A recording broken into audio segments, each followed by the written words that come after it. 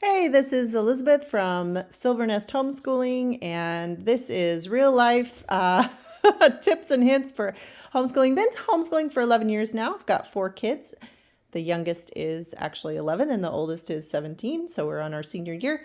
But I want to talk about the idea of something called strewing, and I've left a nice big mess for you so you can see what it is I'm talking about. We have done some units on carving and stamp carving specifically, and that's where you take a piece of usually linoleum. It's kind of like an eraser, and you carve into it and you make stamps, and then you can stamp, make cards or towels or whatever you want. And these are the tools that you use, and they're kind of sharp, so yeah, they're fun.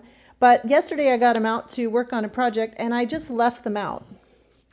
And at the end of the day, I came back, and one of my children had actually carved all of these stamps and had made, and you can see what they look like when they're stamped, and had made a bunch of new things. Now, she has not touched this project. This stamp thing has been available in our closet for all this time, and she has not touched any of it until it was left out on the table.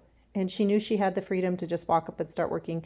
In fact, 2 of my kids walked up and started working last night and making things, and just while they had a movie on and they were just kind of cozy. These are the leftover pieces that she actually saved so she can make some more stuff.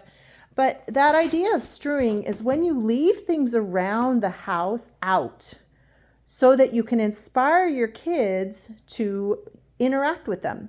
If you're doing a new they call it unit study, right? Where you have like a stack of books, and you may have a stack of games, or you may have some blocks or anything that like you want to go with it. Consider leaving some of those things out.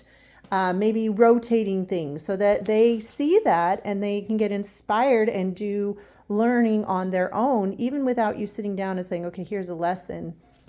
Another example of that was we got out a bunch of games to do a video a little while ago, and next thing I know, my kids are playing those games. They were sitting on the table for a couple of days, and they were like, yes, I want to make things, I want to do things. And so they pulled it out and they started working. And it's just that idea that you just have things that are not out all the time, but that you specifically set out. I'm going to walk over here. We are in the middle of project season, so we got another table set over here as kind of a tour of my living room. But this is the other thing I do, kind of mixed with strewing.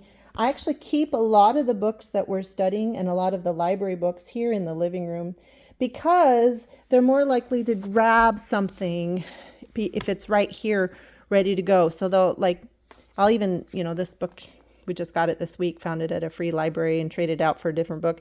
I just left it on the couch, and the next thing you know, all the kids are reading it. And it might annoy people, like, right, why not just put it back in the bin over here? And I do, but I'm often pulling things out of here and just setting it down, and suddenly during lunch, that's what they're reading. That's what they're going through, and having it handy, having it ready, having the next set of books ready. These are books that we can read for our American History unit, and they're all just here.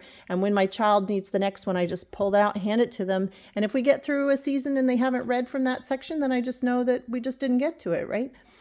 We also have some of their workbooks that they're working on in here. Some of my Pacific Northwest history books in here.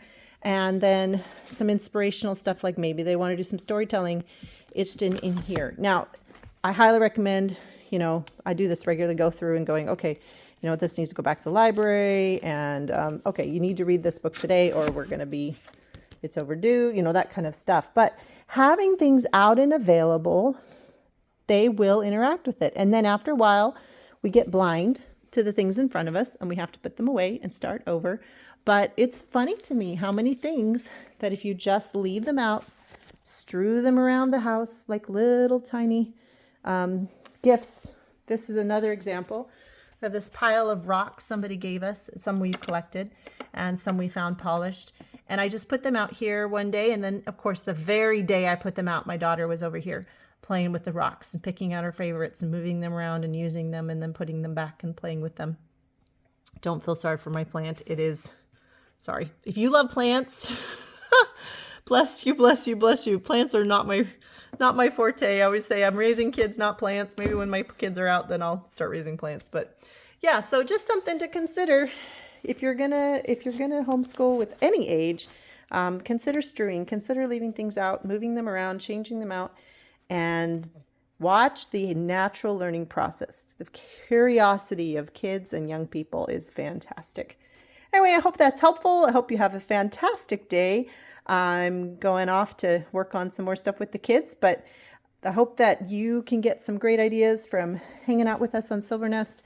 And if you have any questions or any comments, we'd love to hear about them in the place below. And we hope you're having a fabulous day. Thanks. Bye.